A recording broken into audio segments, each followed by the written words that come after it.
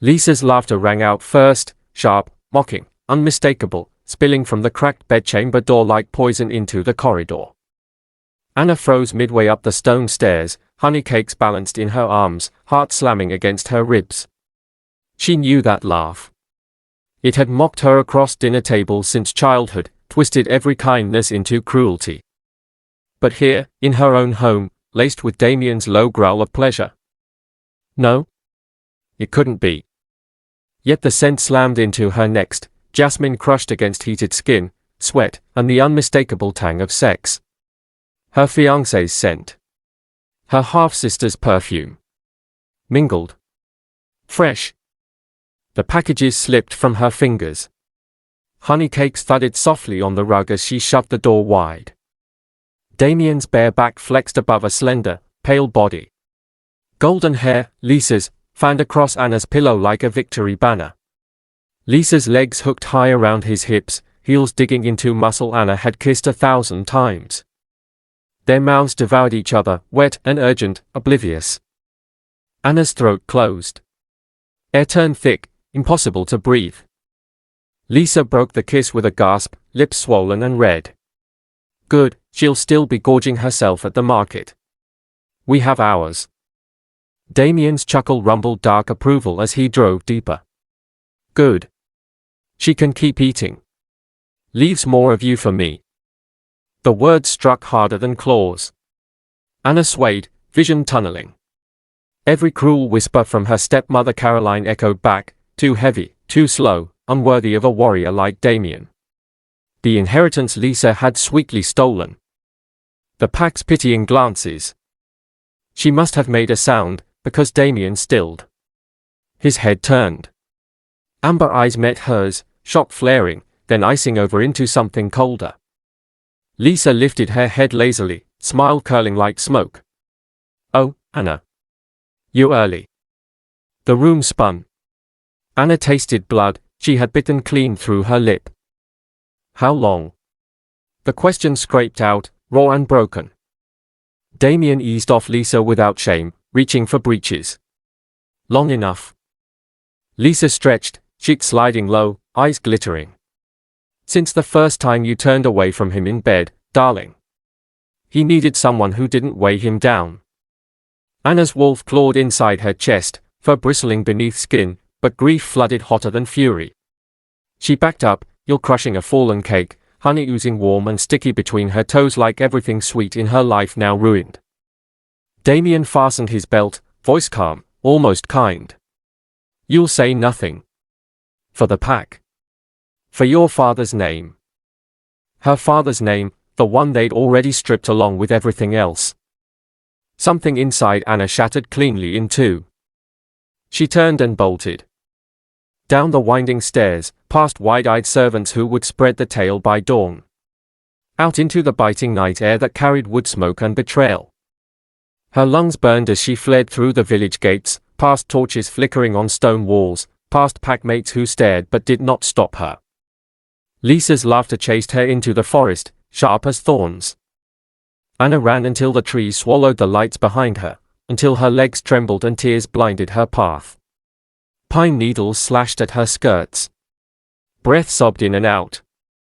She did not see the silver lantern glow of a distant tavern yet, nor the storm-grey eyes that would soon lift from a tankard and scent something irresistible on the wind.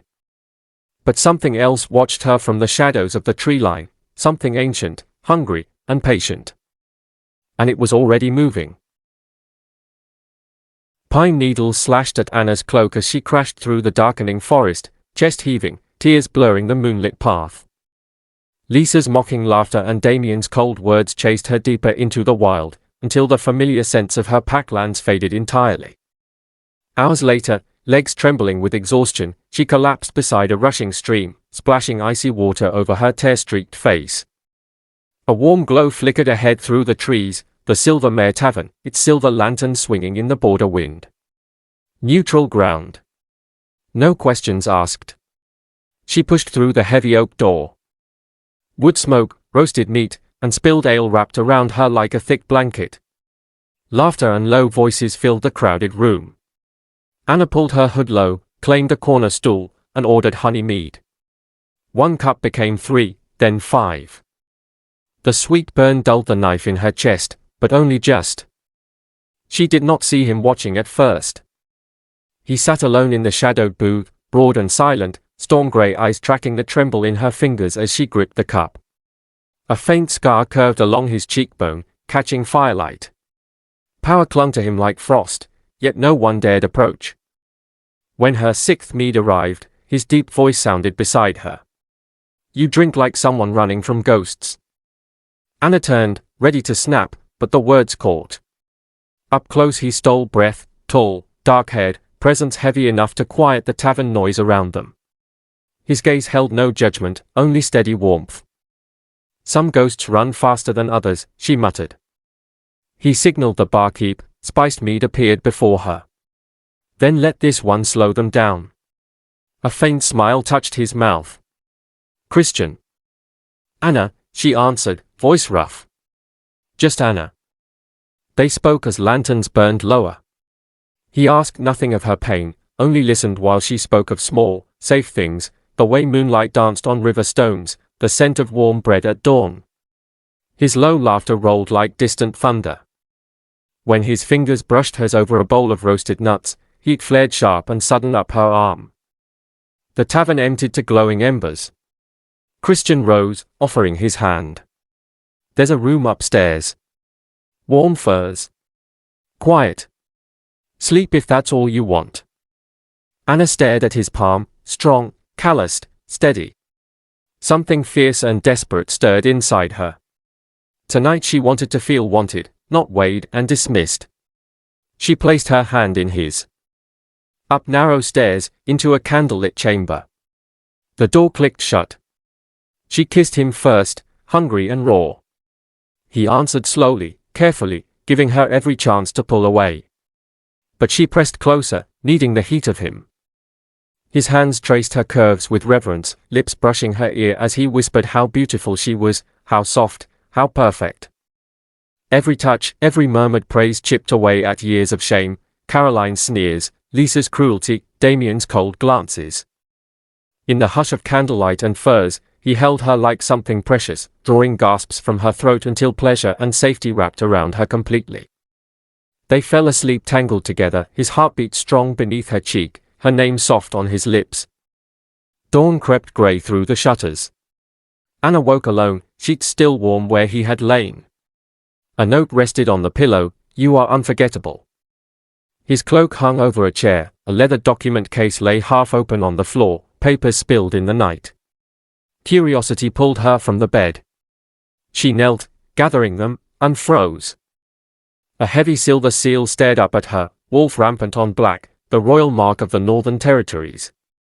Bold script beneath, Christian Viewlov, Alpha King. Blood drained from her face. The man who had made her feel priceless was the ruthless enemy monarch, slayer of his own father, terror of the border wars, the wolf her pack cursed in every fireside tale. Boots' thud echoed on the stairs, heavy, purposeful, more than one set. The latch began to rise. Anna clutched the papers to her chest, heart thundering, as the door swung open and Christian filled the frame, eyes widening at the seal in her hands. Armored warriors in northern colors poured into the narrow hallway, swords half-drawn, eyes sharp with urgency. The foremost dropped to one knee before Christian. "My king," the scout spotted southern trackers on the border. "They are hunting someone who fled their pack last night. And they are coming straight for the tavern." Christian's gaze snapped from the warrior to Anna, storm-grey eyes darkening with sudden understanding. The seal still gleamed in her trembling fingers, Christian Viewlov, Alpha King. Enemy. Monster. Everything her pack had taught her to fear. The air thickened, charged like the moment before lightning. Anna's pulse roared in her ears. If Damian's warriors found her here, in the Northern King's private chamber, reeking of his scent, gods, they would drag her back in chains, or worse. And Christian, he would learn exactly who she was. A nobody from the rival southern pack. A soft, unworthy female who had dared touch their sovereign. She could not breathe. Christian took one step toward her, hand outstretched, voice low and urgent. "Anna." but terror flooded her veins, cold and absolute. She bolted. She shoved past the startled guards, cloak clutched tight, papers scattering like fallen leaves. Down the narrow stairs she flew, boots slipping on worn wood, heart hammering so violently it hurt. Shouts erupted behind her, Christian's roar of her name, deep and commanding, cut through the chaos like a blade. Anna. Wait. She burst through the tavern's back door into the pale blush of dawn. Mist curled low over the stables, horses snorted at her sudden appearance. She darted between them, fingers fumbling with a bay mare's tether. No time for a saddle. She vaulted onto the horse's bare back, heels digging hard into flanks. The mare lunged forward into the forest, branches whipping at Anna's face as she urged her faster, deeper into neutral territory that would soon turn hostile. Behind her, the tavern door slammed open again. Christian's silhouette filled the frame, tall and furious, eyes flashing silver as his wolf surged to the surface. He barked orders, sharp, regal, that sent his warriors scrambling for mounts. But Anna was already gone, swallowed by pine and shadow. She rode until the mare trembled beneath her, until her own thighs burned and tears dried salt-tight on her cheeks. Only then did she slow, sliding from the horse in a hidden glade where a stream babbled over smooth stones. She pressed her back to a tree, chest heaving, and finally let the full weight of the night crash over her. She had lain with the Alpha King. The enemy who had slain his own father to seize the throne. The wolf whose armies had scorched southern border villages in wars her father had fought. And he had touched her with reverence, whispered that she was beautiful, held her like something worth keeping. Her stomach twisted. Fool. She was nothing, a betrayed, curvy female fleeing disgrace. He would forget her by sundown. Yet even as she thought it, a strange ache bloomed beneath her ribs, sharp and unfamiliar. Miles away, Christian stood in the empty tavern chamber, staring at the rumpled furs still warm from her body. Her scent lingered, wild honey, crushed pine, and something uniquely hers that clawed at his wolf until fur bristled beneath his skin. He crushed the forgotten note in his fist, "You are unforgettable." His second-in-command approached cautiously. The southern trackers carry the scent of the Blackthorn pack, my king. They hunt a female. Brown hair. Full-figured. Fled after some domestic betrayal. Christian's head snapped up. A low growl rumbled from his chest, dangerous enough to make the warrior step back. Find her, he ordered, voice edged with steel and something far more primal. Search every village, every road. Bring her to me unharmed. He turned to the window, gazing into the forest where dawnlight filtered through leaves. His wolf paced inside him, frantic, clawing for the female who had ignited a bond he could not yet name. Anna did not know it, but the mare she had stolen bore the faint brand of the northern royal stables on its flank.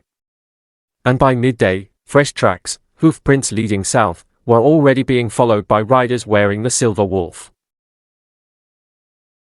6 weeks later, rain lashed the narrow windows of a cramped attic room above Ashford's busiest bakery.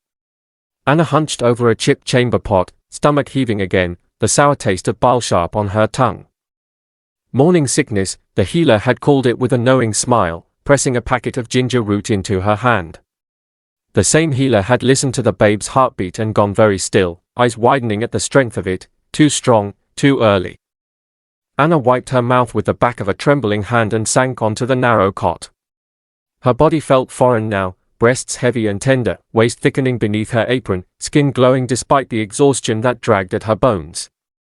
She pressed a palm to the gentle swell beneath her gown and felt it again, a fierce, rolling kick that stole her breath. No ordinary child. Half shifter.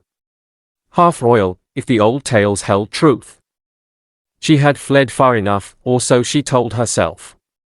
Ashford lay deep in neutral merchant lands, far from both southern pack borders and northern patrols. She worked dawn until dusk kneading bread, her hands buried in dough that smelled of yeast and comfort, earning coin enough for this room and the midwife's visits. No one here knew her name beyond Anna, no one asked why she flinched at raised voices or why she never shifted on full moon nights.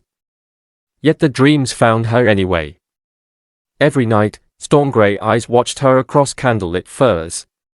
Strong hands traced her curves with reverence, whispering she was beautiful, perfect, unforgettable. She woke aching, sheets twisted, throat raw from stifled cries. And every morning the babe kicked harder, as if reminding her whose blood thrummed in its tiny veins. She stood now at the rain-streaked window, watching merchants hurry below with baskets over their heads. Somewhere beyond the grey horizon, Christian's riders still searched, she felt it in her bones. But they hunted a broken female fleeing betrayal, not a woman carrying the heir to the northern throne. She would keep it that way. A soft knock sounded at the door.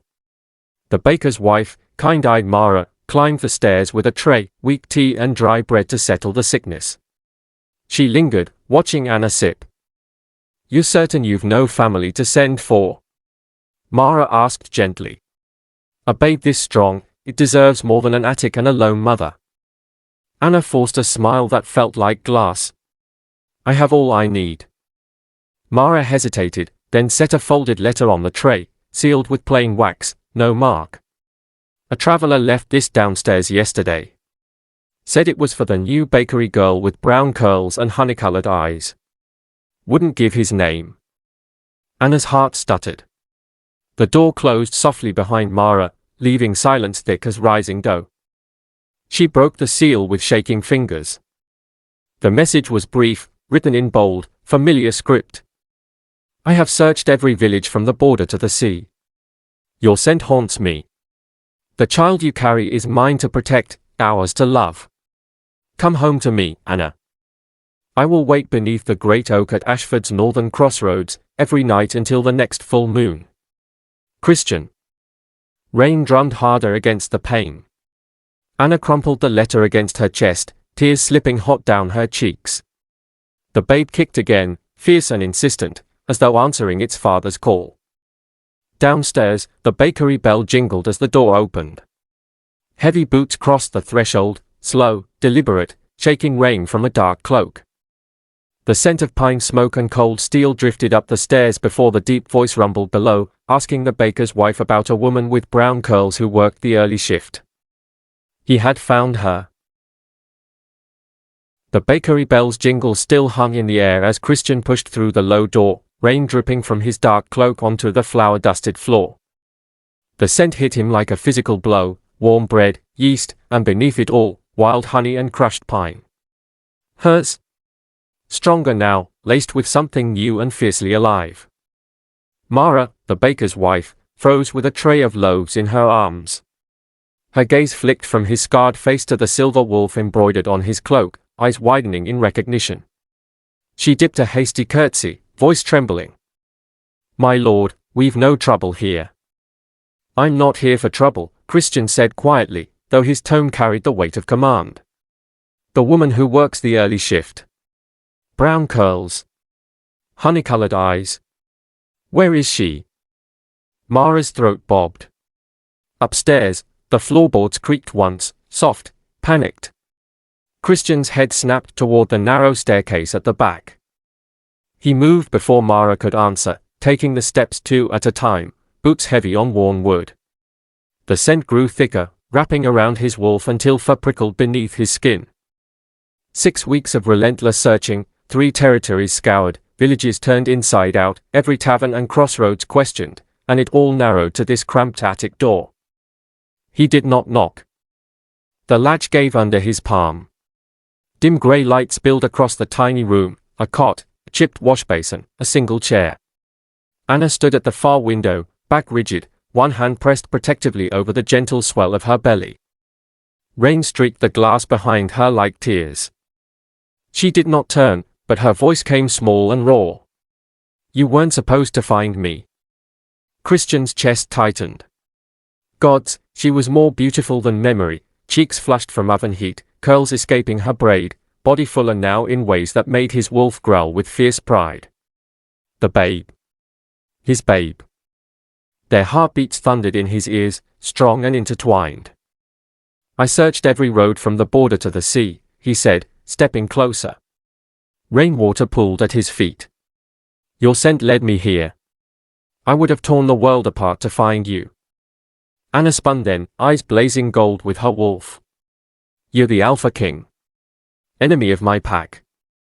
I'm nothing, a runaway female carrying a child you never asked for.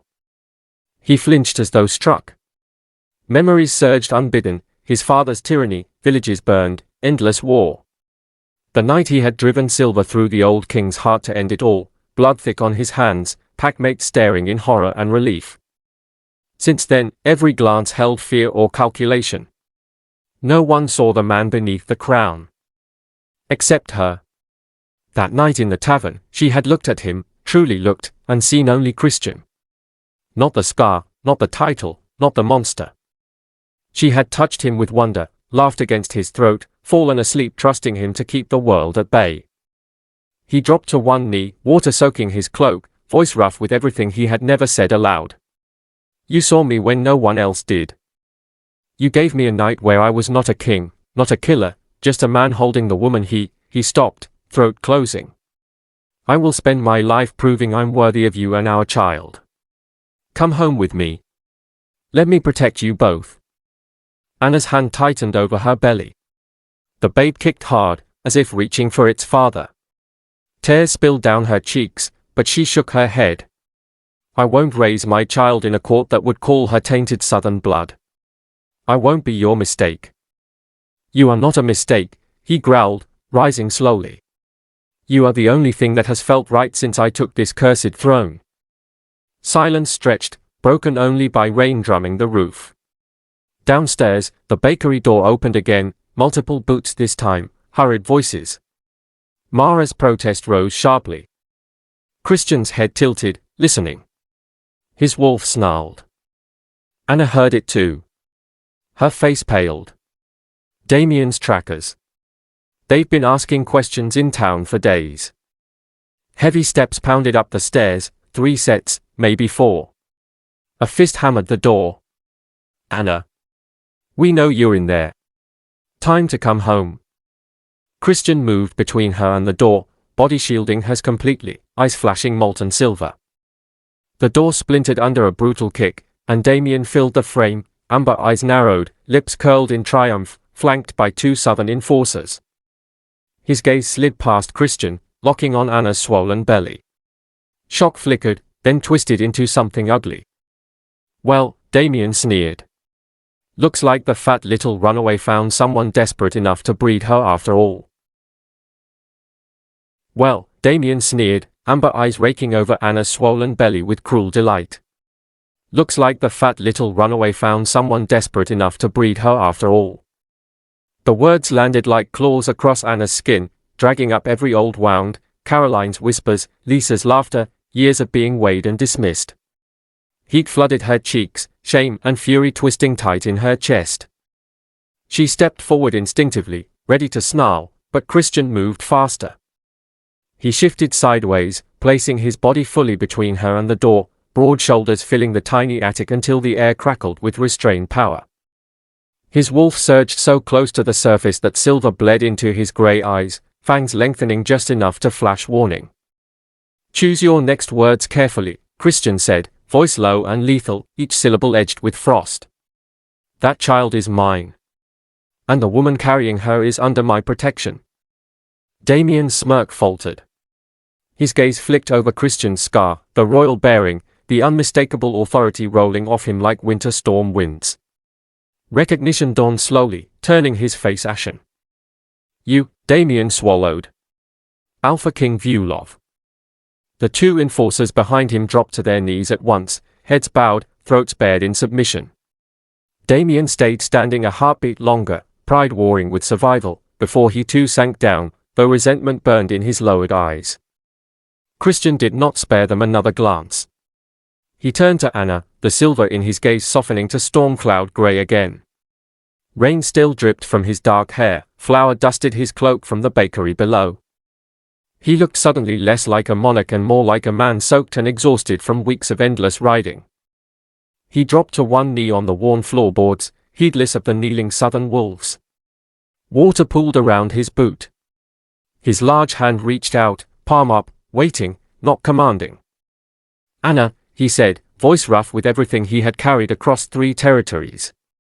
I deceived you that first night by silence, not by lies. I should have told you who I was before you ever touched me.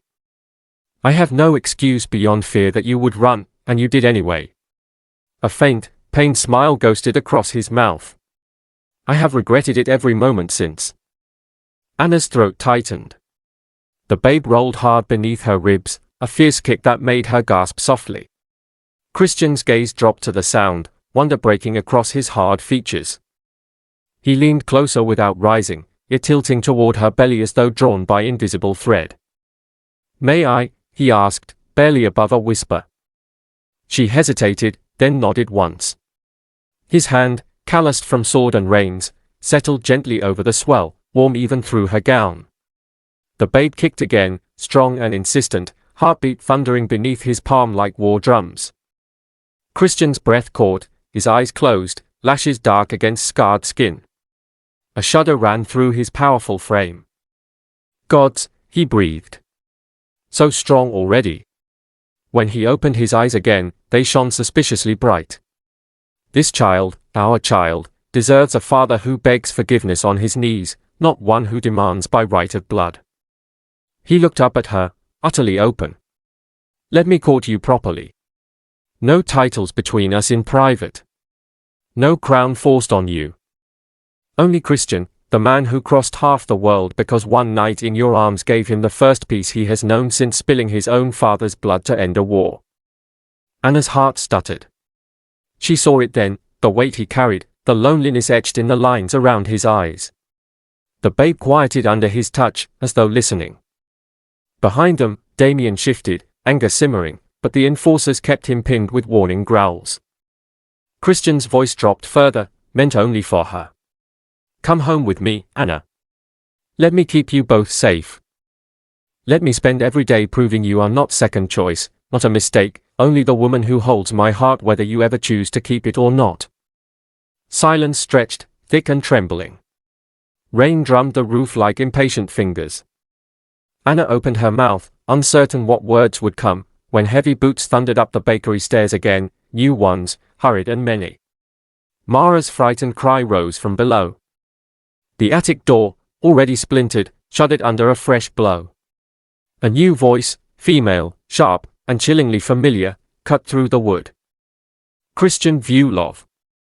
By right of bond and blood, I demand you open this door.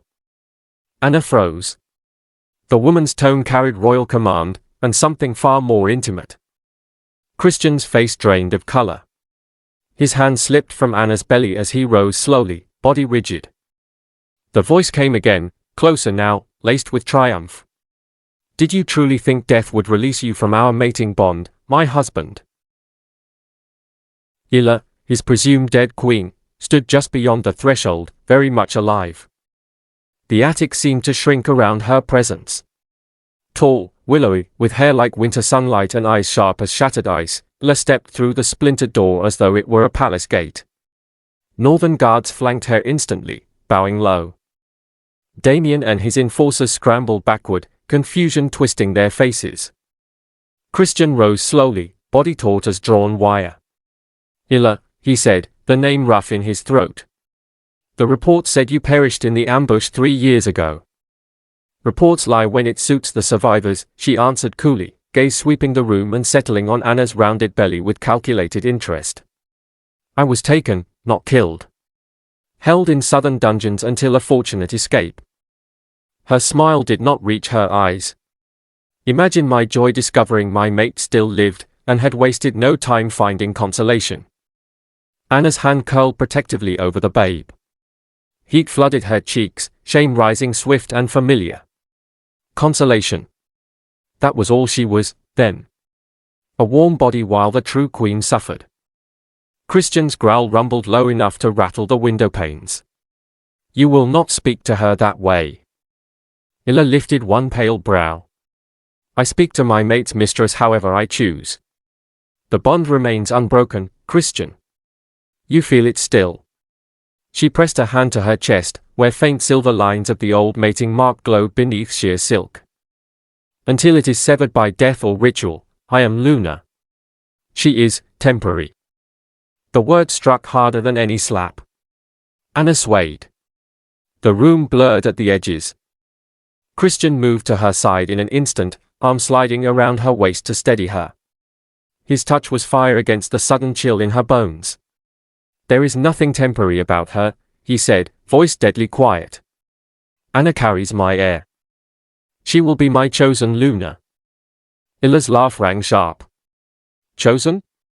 The council will never allow it. A soft southern female with no rank, no power." "Enough." Christian's command cracked like thunder. Even Illa flinched. He turned to Anna, eyes fierce and pleading all at once. "Come with me now. Let me keep you safe. We will sort the bond, the council, all of it. But I will not leave you here to face them alone." Damian found his voice at last, sneering from the floor. "Take the whore if you want, Vyulov. She was never worth keeping." Christian's free hand clenched into a fist, knuckles white, but Anna spoke first, voice trembling yet steady. "I will go with you. Not because I trust easily, but because my child deserves better than attics and cruelty." Relief flashed across Christian's face, raw and unguarded. Hours later, after a tense escort through rain-soaked roads under heavy northern guard, Anna stepped into the vast stone estate of Vyulov Keep. Fires roared in every hearth. Servants bowed low, curiosity bright in their eyes as they took her damp cloak. The air smelled of pine resin and beeswax, warm and overwhelming after weeks of cold solitude. Christian gave her the largest guest chamber overlooking the northern mountains, furs thick on the bed, windows draped in silver silk. He lingered at the door that first night, uncertain. "I will sleep in the hall if it pleases you," he said softly. "Only say the word." Anna shook her head. "Stay." They did not touch beyond his hand resting over the babe as they lay side by side, listening to its strong heartbeat. Sleep came slowly, but it came. Days blurred into weeks of quiet courtship. Christian rose before dawn to ride patrols, yet always returned with small gifts, wildflowers tucked behind her ear, honey cakes warm from the kitchens, a carved wooden wolf for the babe's future cradle. He walked with her through snow-dusted gardens, telling stories of the stars, never of politics or war. When pack elders came to stare and whisper at the southern female swelling with royal blood, he stood at her side, hand on the small of her back, daring any to speak against her. At night he traced the changing curves of her body with reverent fingers, murmuring praise against her skin until old voices, Caroline's, Lisa's, Damian's, faded beneath the rumble of his. Passion reignited slowly, carefully, always pausing if she tensed, always waiting for her whispered yes. He made her feel not merely wanted, but worshipped. One full moon evening, he led her blindfolded along a hidden forest path. When he removed the silk from her eyes, a clearing glowed with lanterns hung in ancient oaks. Snow fell soft and silent around them. Christian knelt in the silver light, a ring in his palm, moonstone set in black and silver, shimmering like captured starlight. "Anna," he said, voice rough with emotion, "I choose you. Not because fate demands it, not because of the child, though I thank the gods for her every day, but because you are the peace I never dared hope for. Marry me. Be my Luna, my love, my home." Tears slipped hot down her cheeks. The babe kicked joyfully, as if urging her answer. Anna reached for him, fingers threading through his dark hair. "Yes," she whispered. "Yes, Christian." He rose, sliding the ring onto her finger, kissing her until snow melted on their skin and the moon burned bright above. They did not see the rider approaching from the southern road, cloak mud-spattered, bearing sealed orders from the High Council. The messenger dismounted in the courtyard below, face grim. By morning, a summons would arrive, one that threatened to shatter everything they had only just begun to build. The sealed parchment reached Christian's hand before the sun cleared the eastern ridge. Wax cracked beneath his thumb, the High Council's mark stared up like an accusation. Emergency conclave. The mating bond with Illa must be reaffirmed or ritually severed within 7 days, or the northern throne would fall into contested succession. No exceptions. Not even for a pregnant southern commoner. Christian burned the letter in the hearth and said nothing to Anna. Instead, he took her to the winter market in the valley town 3 days later, insisting fresh air and spiced cider would do them both good. Snow crunched beneath their boots, lanterns swung from stall awnings, casting golden light across piles of furs, smoked fish, and glittering trinkets. Anna's cloak no longer closed fully over her rounded belly, and she walked with one hand resting atop the swell, the moonstone ring catching firelight with every gesture. Children darted between legs. Wolves in human skin bartered loudly. No one bowed here, this was common ground, but curious glances followed the Alpha King and the softly curving woman at his side. They paused at a honey vendor's stall. Christian lifted a comb dripping amber gold to Anna's lips, smiling when she laughed at the sweetness. For a moment, the weight of summons and counsels felt distant. Then Damian's voice cut through the crowd like a blade. "Well, if it isn't the runaway sow, waddling in public now." Anna froze. Honey slid forgotten down her fingers. Damian stood 10 paces away, flanked by Lisa and 2 southern traders who had once bowed to her father's memory. Lisa's golden hair gleamed beneath a fur hood, her smirk was sharp enough to draw blood. Damian sauntered closer, amber eyes raking over Anna's body with deliberate cruelty. "Gods, look at you. Even fatter than before. Whoever knocked you up must have been blind or desperate." Laughter rippled from his companions. Heads turned. The market noise dimmed as onlookers scented confrontation. Anna's cheeks burned. Old shame surged hot and suffocating, every whispered insult from childhood, every cold glance from Damian in their bed, every sneer from Caroline about dresses that no longer fit. Her free hand curled into a fist, the babe kicked hard, as if protesting the poison in the air. Christian stepped forward, body shifting to shield her, but Anna placed a staying hand on his arm. Something fierce sparked inside her chest, brighter than fear.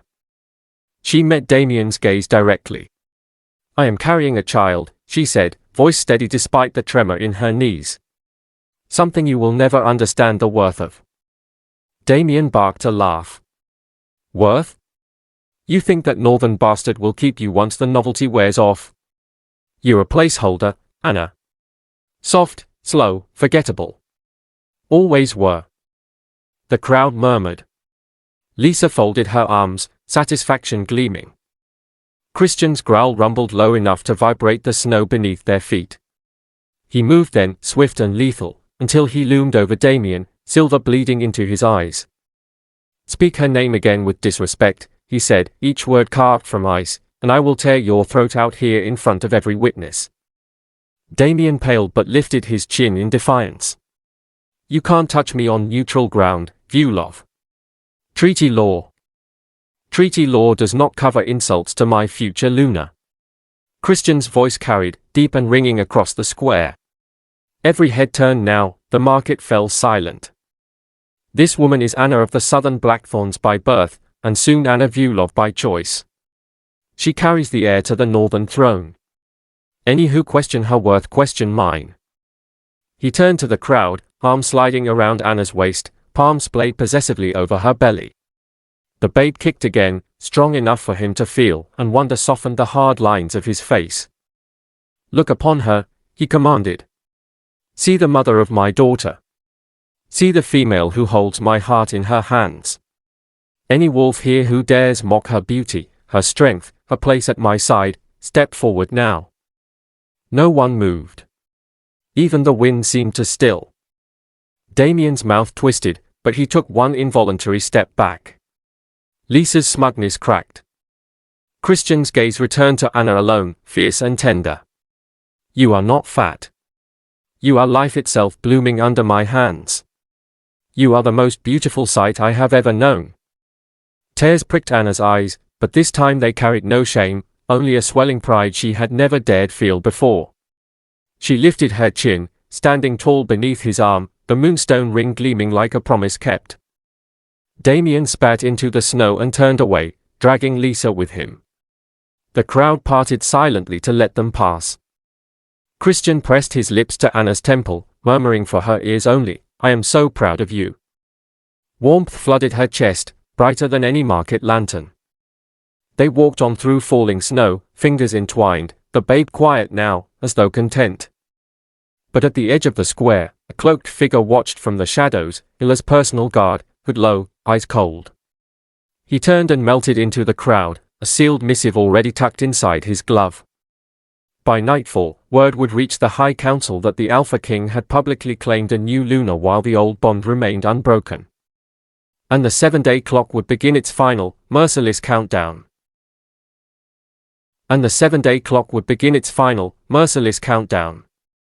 Snow whispered against the tall windows of Vulov Keep as Anna stood before the hearth that night, moonstone ring catching firelight with every slow turn of her hand. Christian's arms circled her from behind, palms spread wide over the firm curve of her belly, lips brushing the sensitive spot beneath her ear. "I have never felt more certain of anything," he murmured, voice low and rough with wonder. "You, our daughter, this life we are building, it is the only kingdom I want." Anna leaned back into his warmth, letting years of doubt melt beneath the steady thrum of his heartbeat. For the first time, she believed the words beautiful, worthy, chosen. She turned in his arms, rising on bare toes to kiss him slow and deep, fingers threading through his dark hair. The babe kicked between them, a joyful flutter that drew shared laughter against each other's mouths. They made love gently by the fire, fur soft beneath her back, his hands reverent on every new swell and curve of her body. Afterward, tangled and breathless, Anna traced the scar along his cheek and whispered the words she had guarded so fiercely. "I love you, Christian. All of you. King, wolf, man." His eyes shone silver in the glow, throat working as he pressed his forehead to hers. "And I love you beyond measure. Tomorrow we will face the council together. The bond with Illa will be severed. Nothing will take you from me." Sleep took them entwined, the fire crackling low. Dawn brought pounding at the keep's great doors. Christian rose first, pulling on breeches and a shirt, kissing Anna's brow before descending to the hall. She followed moments later, wrapped in his heavy robe, the babe already restless. The entrance hall swarmed with guards and elders. At its center stood Illa, pale, regal, wrapped in northern furs, flanked by High Council enforcers in silver-trimmed cloaks. Her golden hair gleamed like winter sun, her eyes were cold steel. Christian halted on the bottom stair. "I burned your summons. The ritual can wait." "It cannot," the eldest counselor intoned, parchment unrolling with a snap. "The queen lives. The mating bond stands unbroken. By ancient law, the lunar seat belongs to Illa Vulov until death or mutual severance before the full moon. 7 days remain." Illa stepped forward, chin high. "I was held in southern cells for 3 years, Christian. Tortured. Starved. I escaped with my life and my claim intact." Her gaze slid past him to Anna, lingering on the swell beneath the robe, the moonstone glinting on her finger. "I return not for love, though the bond still burns, but for stability." The pack fractures under rumors of a southern commoner bearing the heir. War drums beat again on the border. Anna's stomach twisted. She felt every elder's stare like frostbite. Christian's growl rolled through the stone hall. "There will be no war. Anna is my chosen Luna. The child she carries is legitimate heir." "Chosen means nothing while the legal bond endures," Illa said softly, almost kindly. "Sever it publicly, and I will step aside with grace. Refuse, and the council will declare the throne contested. Blood will answer blood." Silence fell heavy as iron. Anna's hand found the banister for support. The babe kicked hard, as though sensing the sudden chill. "Temporary replacement." The words Illa had spoken in the attic echoed louder now, sharpened by law and politics she could not fight. Christian turned to her, eyes fierce. "We will face them together. Today?" But the counselor lifted another parchment. "The Queen requests private audience with the king before proceedings. Ancient right. Refusal voids all claims." Christian's jaw clenched. Elders murmured agreement, law was law. Anna felt the ground shift beneath her. She met Illa's gaze across the hall, the woman's faint smile held no triumph, only cold certainty. Christian climbed 2 steps to reach her, cupping her face gently. "Wait for me in our chambers. This changes nothing. Yet as he followed Illa and the council toward the sealed ritual chamber deep within the keep, Anna's fingers tightened around the moonstone until it bit into her palm. Hours crawled past. Servants avoided her eyes. The babe grew strangely quiet. At dusk, the great doors opened again. Christian emerged alone, face drawn and pale, silver mating mark glowing faintly at his throat, the bond reawakened by proximity and law. He reached for her, but halted when she stepped back. Anna. The bond still holds, she said, voice cracking. Doesn't it? Pain flashed across his features. The ritual requires mutual consent. Illa refuses to sever it unless I set you aside publicly. For the pack. For peace. Anna's world tilted. And you? I will never set you aside. His voice broke. But the council has confined me until I choose. Guards at every door. Only then did she notice the silent enforcers lining the corridor, blocking the stairs. Christian's hand hovered near hers, desperate to touch. Trust me one more day. I will find a way. From the shadows of the ritual chamber doorway, Illa watched, expression unreadable. That night, alone in the vast bed that still smelled of him, Anna pressed trembling hands to her belly and felt the first sharp, unfamiliar crump low in her back. Labor had come weeks too early. That night, alone in the vast bed that still smelled of him, Anna pressed trembling hands to her belly and felt the first sharp, unfamiliar crump low in her back. Labor had come weeks too early. Pain rippled again, stronger, stealing her breath. She stumbled from the bed, clutching the post as warm liquid trickled down her thighs. Water broken. The babe was coming now, fierce and impatient, as though refusing to wait for councils or bonds or crowns. She managed one ragged cry before collapsing to her knees. Christian. The guarded doors muffled her voice, but wolves heard what humans could not. Boots thundered in the corridor. The lock splintered under a desperate shoulder. Christian burst through, shirt half-buttoned, eyes wild silver. He dropped beside her, gathering her against his chest. The babe, she gasped, nails digging into his arms as another contraction seized her. He lifted her easily, barking orders that sent guards scattering for the healer. Illa appeared in the doorway moments later, face pale but composed, stepping aside to let the midwife and her assistants rush past. Hours bled into agony. Snow lashed the windows, the fire roared high. Christian never left her side, holding her hand through every crushing wave, wiping sweat from her brow, whispering love and strength against her ear. Anna lost track of time, only pain and his voice anchoring her. At the darkest hour, when her strength frayed and fear crept in, Illa entered quietly. She had watched from the shadows the entire labor, unseen until now. Her gaze moved from Anna's exhausted face to Christian's raw devotion, his forehead pressed to Anna's, tears cutting tracks through sweat and flour dust from the bakery that seemed a lifetime ago. Something shifted in Illa's cold eyes. She stepped forward, kneeling opposite Christian.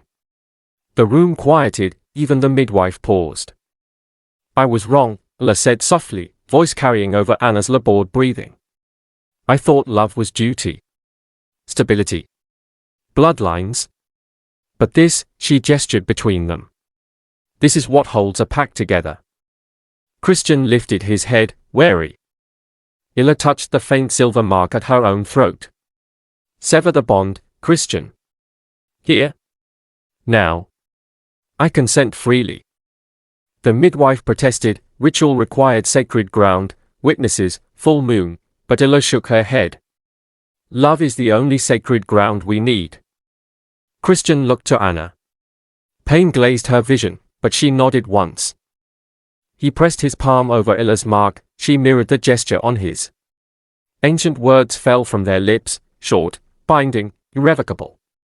Silver light flared between their hands, then faded to nothing. The bond dissolved like mist in sunlight. Illa rose, exhaustion and relief softening her features. Be happy, she whispered, and left the chamber without another word. The next contraction hit harder. Anna bore down with a cry that shook the rafters. Minutes later, under the first pale gleam of dawn, a fierce wail filled the room. The midwife lifted a tiny, perfect girl, dark hair damp against her scalp, eyes already flashing silver gray. Christian's sob broke the silence as he took their daughter, placing her gently on Anna's chest. Celeste. They had chosen the name weeks ago under starlight.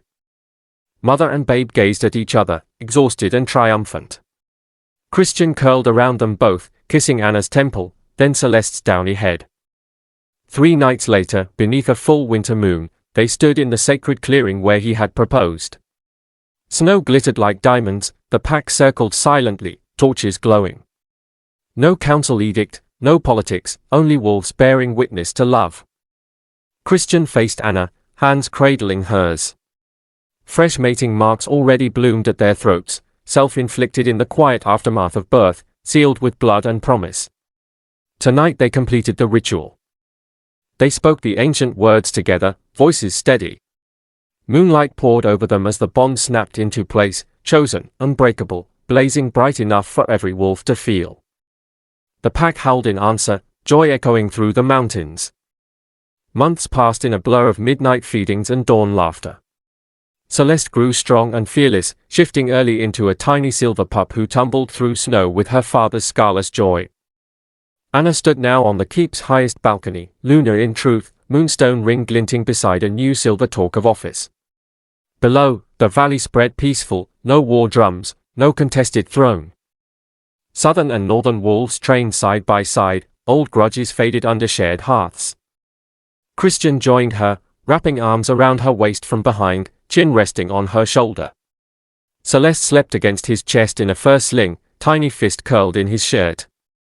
Regrets, he murmured. Anna turned in his arms, pressing her lips to the mating mark at his throat. Only that I ever doubted this was possible. Their kiss tasted of snow and forever. Far below in the courtyard, a lone rider arrived at dusk, cloak mud spattered, bearing the faded colors of the southern blackthorns. He dismounted stiffly, eyes searching the torchlit windows until they found the family silhouetted above. Damian's face twisted with something between bitterness and wonder. He had come not for revenge, but for the child he would never claim, and for the sister whose betrayal had once broken Anna, now begging silent forgiveness at the gates. Christian's arm tightened around Anna as he spotted the figure below. The past had finally come knocking. And Anna, no longer the broken girl who fled into the night, would decide whether to open the door.